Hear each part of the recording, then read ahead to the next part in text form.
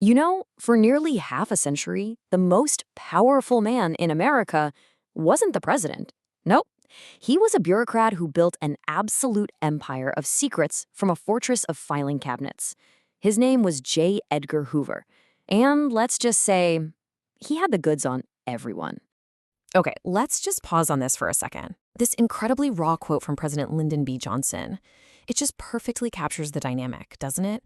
Hoover wasn't liked, he was feared. He had a kind of power that made even the leader of the free world feel completely trapped.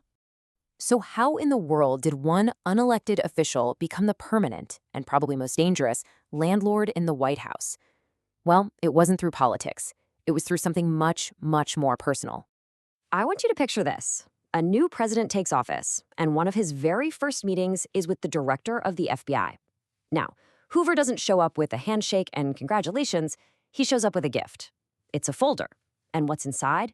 Oh, just the darkest secrets of the president's political rivals, and sometimes even secrets about the new president himself. The message was always crystal clear. I'm useful to you, but don't you ever think about crossing me. And this, right here, brings us to the source code of Hoover's power. It was a weapon more potent than any law, more powerful than any army. What's so wild about these files is what was in them. This wasn't about legal, criminal evidence, no. This was a library of human weakness, meticulously cataloged. He collected every rumor, every whisper about affairs, addictions, you name it. Hoover understood something fundamental about the Washington elite. Personal ruin was a much bigger threat than a prison sentence.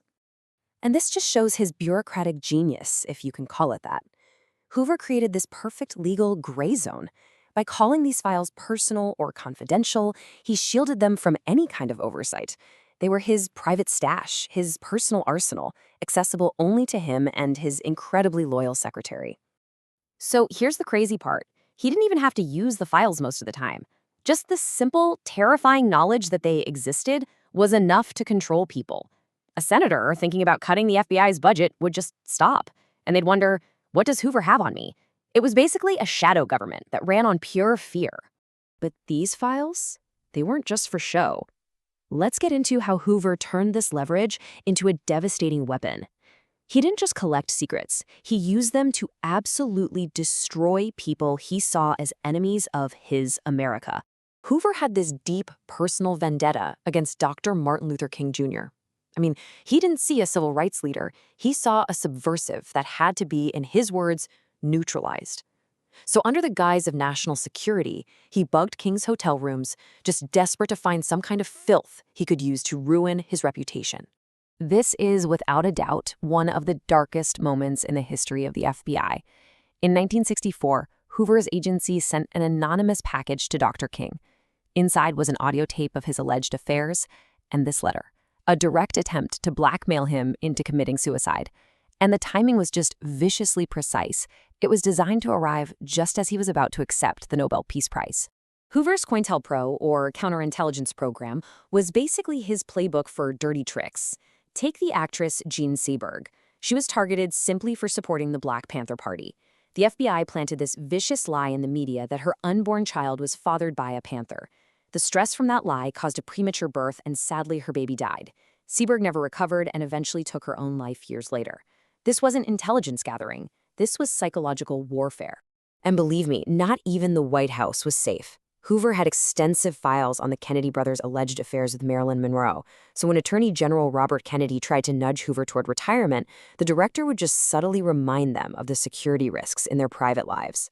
He was holding on to a scandal that could have completely destroyed them, and that, right there, was his job security. But this is where the story gets really interesting.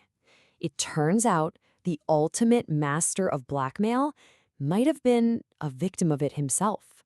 For decades, one of the biggest mysteries in law enforcement was Hoover's public denial that the mafia even existed. He actually called the idea of a national crime syndicate a myth. This allowed organized crime to just flourish. So the question is, why?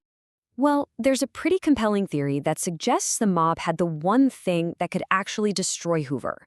The rumor, which has been around for decades, is that a mobster got his hands on compromising photos of Hoover. This was explosive stuff that would have instantly shattered the hyper-masculine, tough guy image he'd spent his life building. So the deal was simple. Hoover focuses the FBI on the Red Menace, and the Mafia gets a free pass. And this brings us to the biggest irony of his entire life. Hoover spent decades weaponizing the private lives of others, purging gay people from the government in the so-called Lavender Scare. And yet, his own life was basically a 40-year domestic partnership with his number two, Clyde Tolson. They ate every meal together, they vacationed together, and when Hoover died, he left most of his estate to him. By his own rules, he was the very security risk he was hunting. Hoover died back in 1972, but his methods, they created a blueprint for surveillance that is honestly more relevant today than ever before. You can draw a direct line, it's undeniable. His security index, a secret list of Americans to be detained without trial, and his COINTELPRO tactics, they laid the groundwork for all our modern debates. I mean, think about government programs collecting vast amounts of data on citizens. The core idea traces right back to Hoover, that an intelligence agency could and should target its own people. So what happened to that ultimate arsenal of secrets? Well, his secretary, Helen Gandy, claims she spent weeks shredding and destroying all those official and confidential files. But a question still lingers. Did she destroy everything? Some historians think she might have held back the most powerful files as a final insurance policy.